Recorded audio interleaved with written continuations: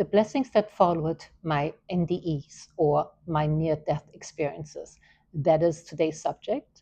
And I will cover 3 points since I only have 15 minutes. So bear with me. I'm going to go ahead and cover the immediate after. And then the second point would be how the experiences influenced my life. And number three, how the experiences shaped my present life and still is. So that's kind of interesting, actually. Hi there, my name is Ellen. Welcome to my channel. I appreciate you tuning in. Thank you for your support, truly. So, maturity obviously plays a role in how all these experiences were absorbed. When you are 10, there isn't a whole lot of things you take away from at times, just that you feel lucky or something. But I remember the immediate after I was saved. And you can look back at some videos where I covered all of my NDEs in depth. So I'm not going to cover that today. I'm just going to cover the after and what it did for me. Okay. So the immediate after, when I was 10, I obviously was rattled. I felt rattled there for a moment. And at the same time, I also knew I had made a new friend. And that new friend I knew had my back. And that friend I called God, it was my new friend. So I often told other people I got a new friend. They probably thought I was a little cuckoo, but they hadn't gone through what I had gone through, and I hadn't shared it with anyone other than my brother that walked me home at night with my sister. Anyway, so that was my immediate after, but I didn't really know what to do with all that. I just knew that I had become more of a daredevil, so to speak, and fearless, absolutely fearless. I was doing things, climbing up, really big trees, fearless. Going backwards with roller skates on a little hill, not worrying about me falling, maybe breaking my neck, not at all. I was just going for it. And then there was, of course, when I was the age of 30, I had a different outlook. I was a little bit more mature at that time. And when I awoke, I remember I was, again, it was very much at peace that time, though, and a little sad because I felt when I was awoke, I felt not scared, but I kind of wanted to go back to that cocoon state where I was just feeling really safe and held.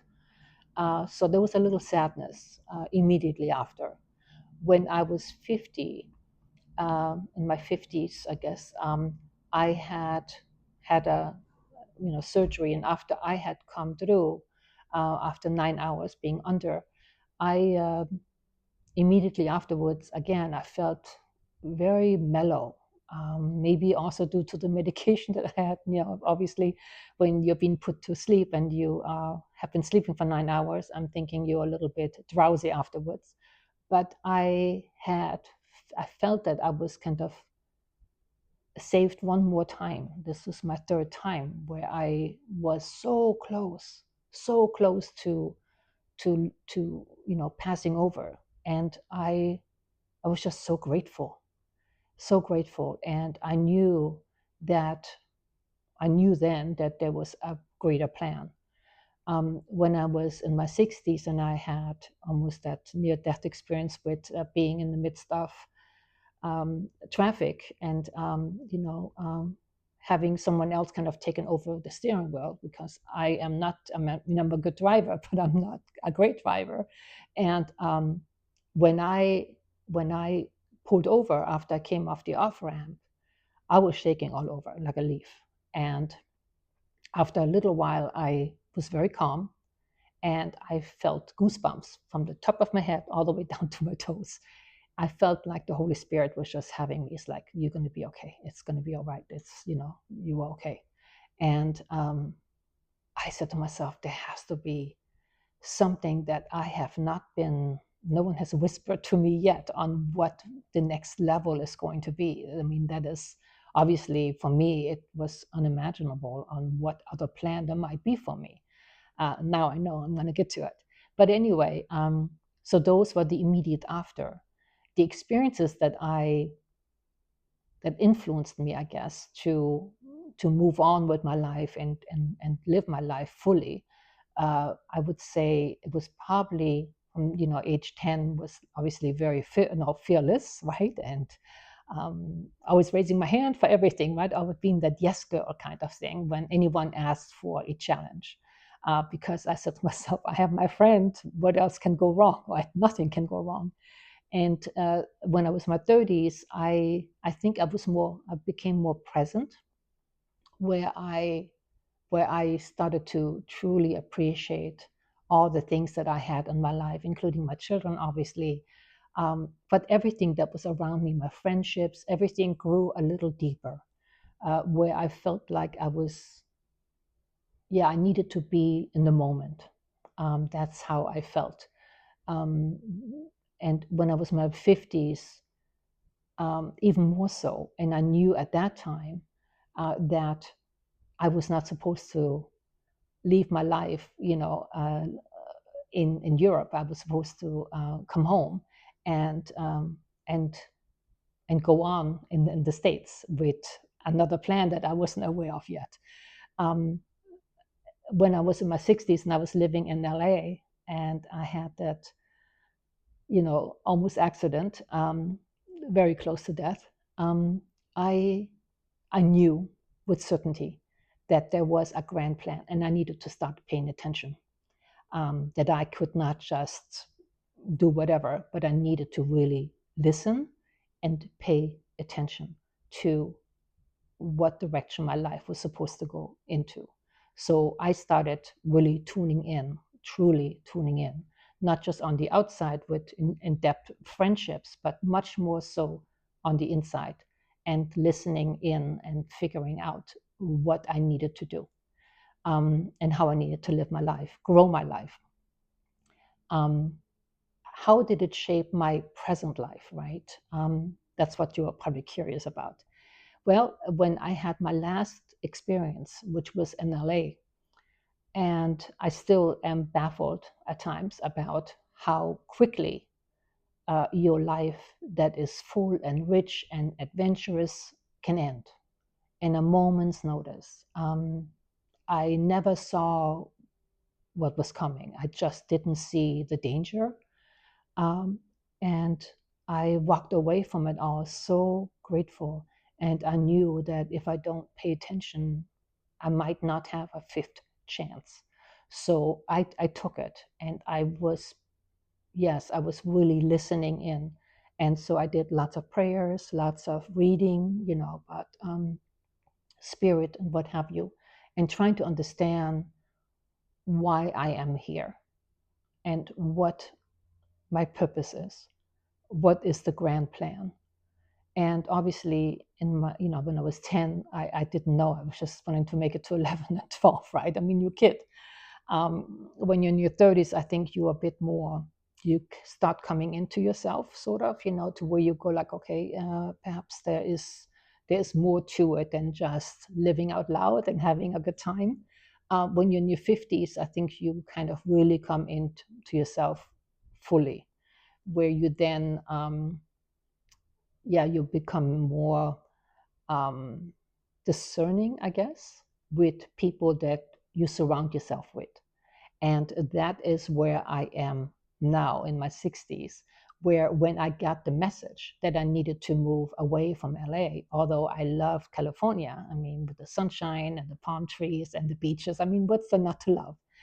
Um, but I said to myself, I need to pay attention and I need to listen, because, like I said, you might not give a fifth chance. So I actually packed up and I moved to Arizona, just back in, what was that, end of February, beginning of March. So it hasn't been that long yet, but I've been very in tune with spirit. And honestly, I was going to cover a different subject today, but I am now so much in tune with spirit that I have these conversations with him, because I'm thinking it's a him, although they often say there is no male or female, but in order to handle my rambunctious personality, I'm thinking it's got to be a him.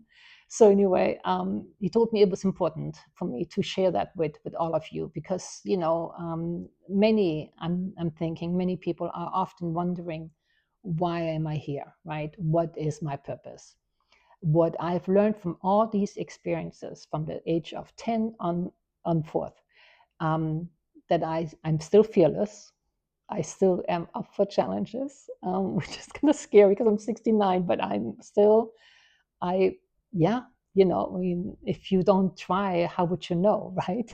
So, empathy, it's something that I have really, my empathy uh, thermostat has really grown. I have so much empathy for so many different situations and people and animals and nature and what have you. And it's a beautiful thing, actually. I mean, I've always had the empathy, but even more so now. I seem to have a larger, deeper understanding for where, what people come from and what they're trying to say and communicate. And to listen to one another, I think is really important. So the empathy factor has really increased for me. Discernment, very much, especially since I'm now in Arizona. I've made friends, but I'm very careful on whom I let into my circle, so to speak, and who feeds off of my energy. Because I know I'm a very positive human being, always bubbly, trying to see the good things in everything and in everyone. But discernment definitely has played a much larger role in my life now. And I also believe in these ah moments, right, where you are seeing something every day and you just are floored by something so beautiful, so magnificent. Um, I really do I really started paying attention to these moments because there are so many things in life that happen that in the past I would have taken for granted. I don't anymore. Um, so there are many beautiful moments, sunsets, sunrises. There are so many natural thunderstorms, so many things that are just mind blowing. Where you go like, wow, look at that. The strength of nature. It's amazing. Um, and I am trusting where I'm being led. And I'm hoping that all of you are on some kind of path where you are giving it over to your higher being, your master guide, Jesus, God, whoever you believe in, to take your hands off if needed, and allow to be led. I think that's really important. I also feel a really great amount of peace where things in the past might have upset me. Not anymore. I'm just, I've always gone with the flow, so to speak. I've always gone with the flow. But even more so now, I don't let things bother me too much. And I think it is so wonderful when you understand that if you can just try to control what you are capable of controlling and leave your hands of everything else. So if you can't change what's around you, why would you want to lend them that energy, right? If you can't make any kind of changes personally, then just let it be, and believe that it will be taken care of in one way or another. So those are the points that I wanted to tell you, and I feel truly blessed. And I think that all these NDEs, perhaps they were scary to my family members and to close friends. But looking back, I thinking that every incident, everything that happened for a reason and was showing me that I needed to start trusting and not have life being led by fear, but trusting. So this is what I was supposed to tell you. So here I am. I'm being obedient, and I'm hoping that you liked the segment. If you did, please hit the like button. That way, other people get to see these things, my videos, that is. And of course, sharing is always something that is welcomed. Sharing is caring, right? And then, of course, yeah, subscriptions are always free. So that all being said, that's it for today. It's been almost 15 minutes. I better get off the line before they cut me off. And then I will see you on Friday, which is TGIF, right? They always say, wasn't a series at one point. Anyway, you have a wonderful evening.